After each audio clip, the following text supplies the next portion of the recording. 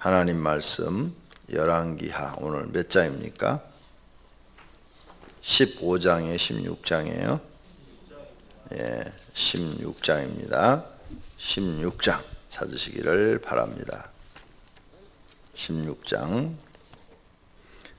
느말라의 아들 베가 제17년에 유다 왕 요담의 아들 아하스가 왕이 되니 아하스가 왕이 될 때 나이가 20세라.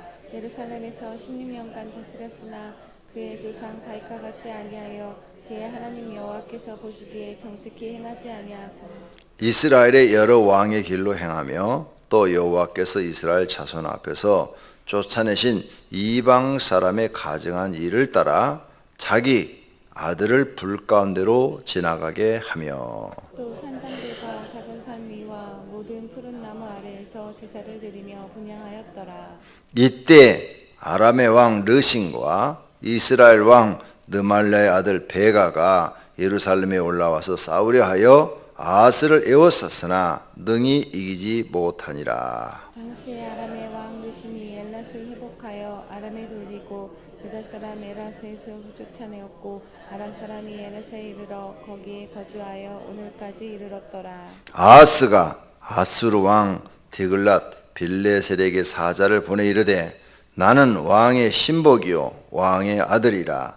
이제 아람 왕과 이스라엘 왕이 나를 치니 청하건대 올라와 그 손에서 나를 구원하소서 하고 아하스가 여호와의 성전과 왕궁 곳간에 있는 은금을 내어다가 아수르 왕에게 예물로 보냈더니 아수르 왕이 그 청을 듣고 곧 올라와서 다메섹을 쳐서 점령하여 그 백성을 사로잡아 기르로 옮기고 또 르신을 죽였더라. 아하스 왕이 아수르의 왕 디글라 빌레셀을 만나러 다메섹에 갔다가 거기에 있는 제단을 보고 아하스 왕이 그 제단의 모든 구조와 제도의 양식을 그려 제사장 우리아에게 보냈더니 아하스 왕이 다메섹에서 돌아오기 전에 제사장 우리아가 아하스 왕이 다메섹에서 보낸 대로 모두 행하여 제사장 우리아가 제단을 만든지라. 왕이 다메섹에서 돌아와 제단을 보고 제단 앞에 나아가 그 위에 제사를 드리되 자기의 번제물과 소제물을 불사르고 또 전제물을 붓고 순제 짐승의 피를 제단에 뿌리고 또 여호와의 앞곧 성전의 앞에 있는 무제단을 새 제단과 여호와의 성전 사이에 두어다가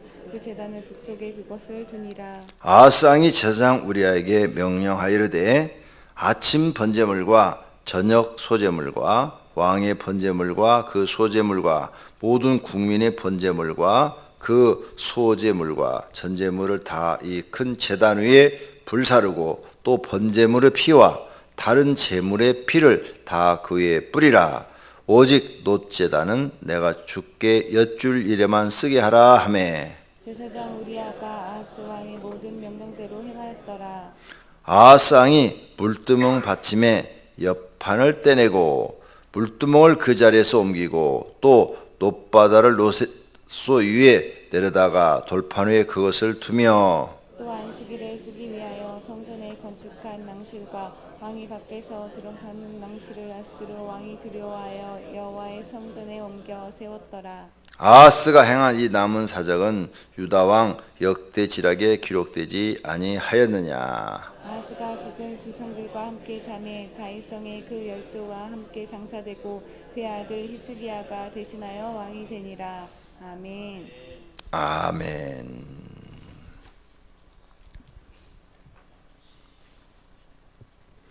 자, 오늘은 16장은 남쪽 나라 유다 왕 아하스에 관한 이야기밖에 없습니다. 아하스에 대해서 하나님이 어떻게 평가를 했느냐. 2절부터 3절 하나님이 아하스에 대해서 평가를 했어요. 아하스가 왕이 될 때 나이가 20세라. 예루살렘에서 16년간 다스렸으나 그의 조상 다윗과 같지는 아니하며 다윗처럼 하나님을 믿지는 않았다 이거죠.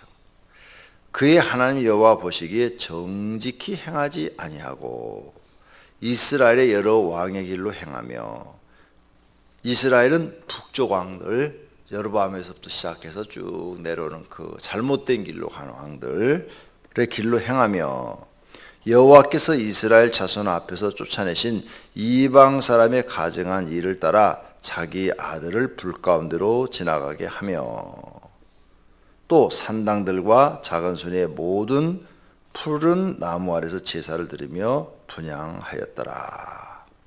네, 이렇게 지금 평가를 내렸어요. 자, 그러면 지금 남쪽은 하나님을 그 예루살렘을 통치하고 있는 그 왕국인데 축복의 길로 갔어요? 저주의 길로 갔어요? 저주의 길로 갔죠. 성경을 이렇게 보여야 돼요. 아하스 왕은 저주의 길로 갔다. 하나님이 싫어하는 일만 했잖아요, 지금. 그죠? 다윗과 같이 신앙생활을 하지도 않고 정직하게 행하지도 않고 북쪽의 왕들 우상 숭배에 빠진 그 왕들처럼 행하였고 여로보암처럼 행하였고 이방 신들을 섬기는 그 방식에 따라서 자기 아들을 불 가운데로 지나가게 했고 산당과 작은 산의 푸른 나무 안에서 제사를 드리게 했다.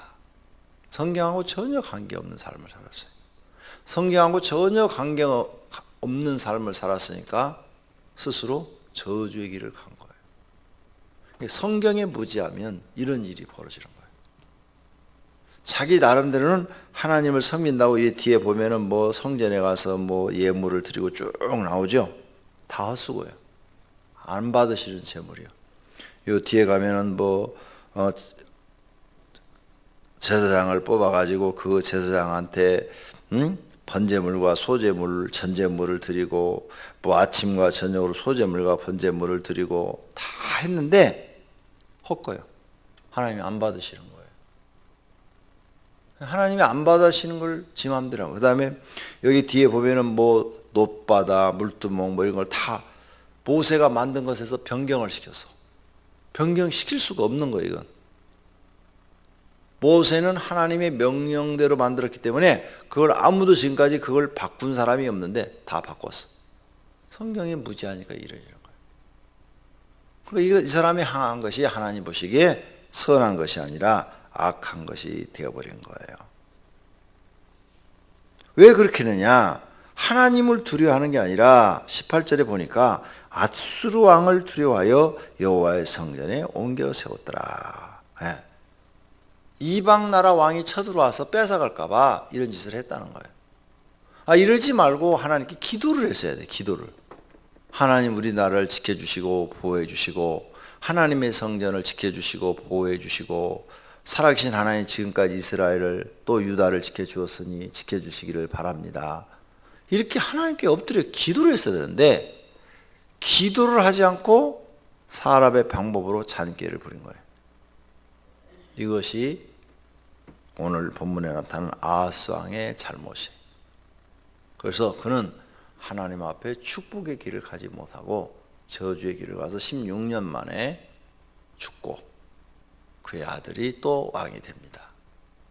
그러니까 우리가 신명기 28장, 29장, 30장을 집에서 읽어보라고 그랬죠? 다 읽어보셨을 줄로 믿습니다. 안 읽어보신 분은 오늘 가서 다시 읽어보세요. 왜? 그 말씀이 마음에 있어야 됩니다. 마음에 새겨져야 돼요. 그래야 이런 아하스 같은 실수를 안 합니다.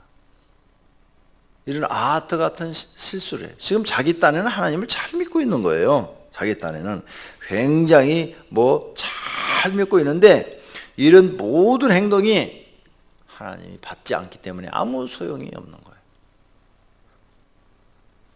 자기 방식대로 하나님을 믿는 거예요.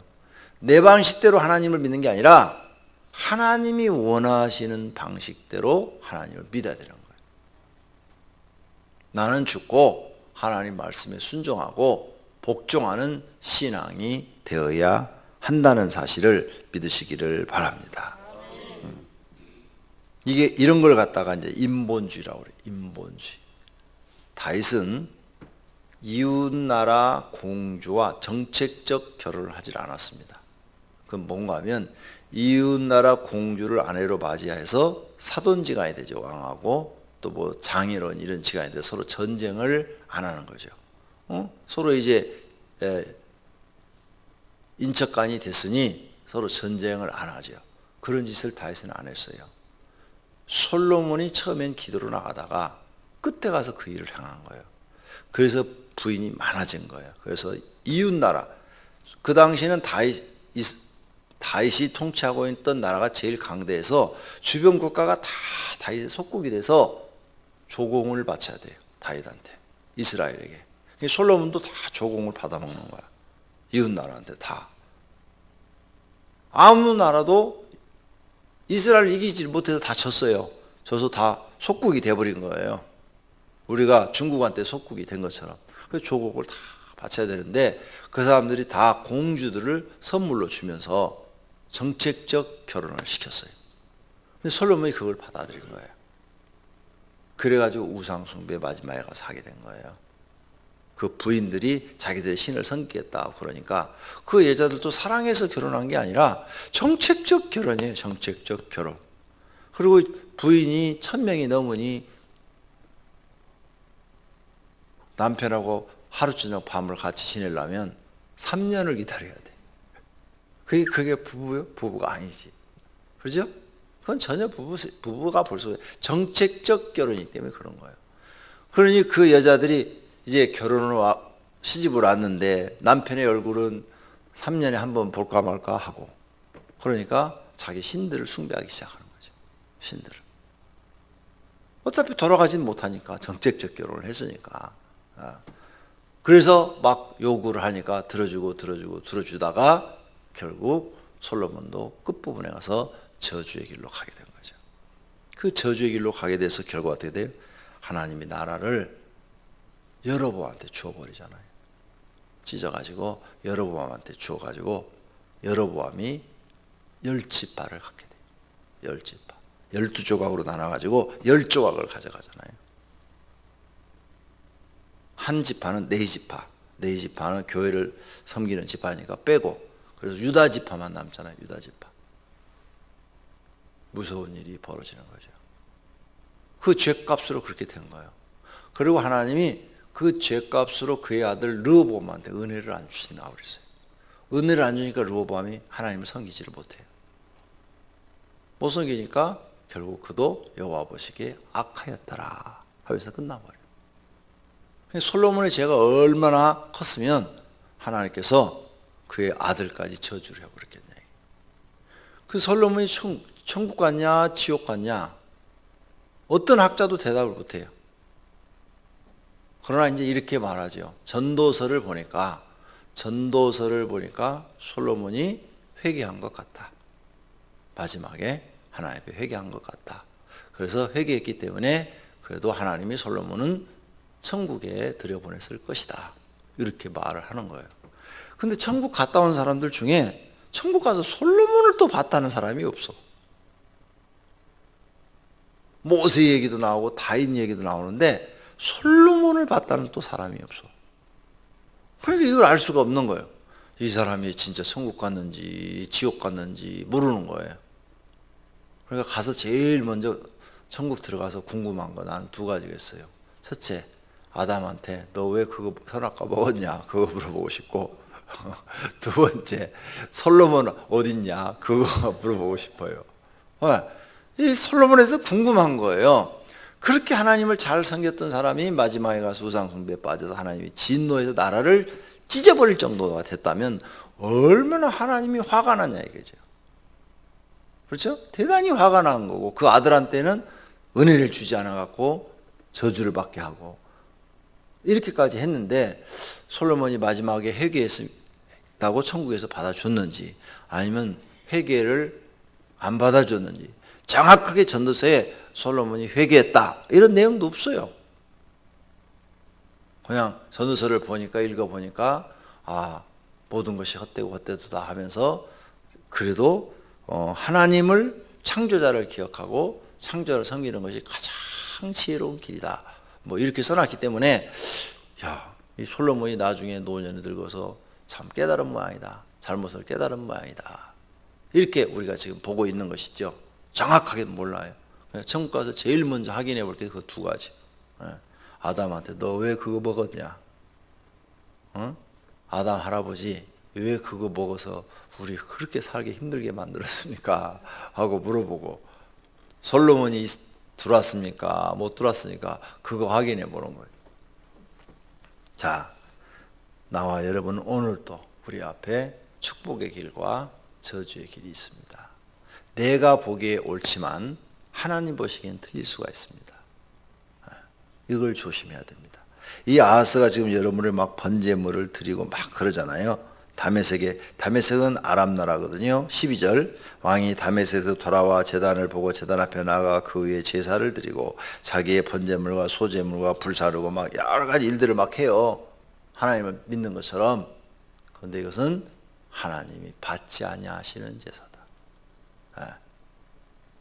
그러니 소용없는 짓이다. 이게 소용없는 짓. 꼭 예배도 마찬가지죠. 우리가 지금 예배를 드리는데 하나님이 받으시는 예배가 있고 하나님이 받지 않는 예배가 있다. 그래서 가인과 아벨의 제사를 성경에 써놓은 거예요. 가인의 제사를 하나님이 받지 않고 아벨의 제사를 하나님이 받으셨다. 그러니까 오늘 우리가 예배를 드리는데 하나님이 받으시는 예배를 드리셔야 된다. 하나님이 받으시는 예배는 그러면 어떻게 드려야 되느냐? 첫째, 자기가 죄인인 것을 고백하라. 하나님, 나는 죄인입니다. 나의 죄를 사해 주소서. 이런 회개의 기도가 진심으로 마음으로 가는 기도가 꼭 필요하다. 그리고 하나님, 내 영혼과 마음과 믿음, 이 육체까지 다 하나님의 것이니 받으시옵소서. 하나님을 찬양합니다. 하나님을 경배합니다. 하는 이런 낮은 자세, 믿음의 자세가 꼭 필요하다.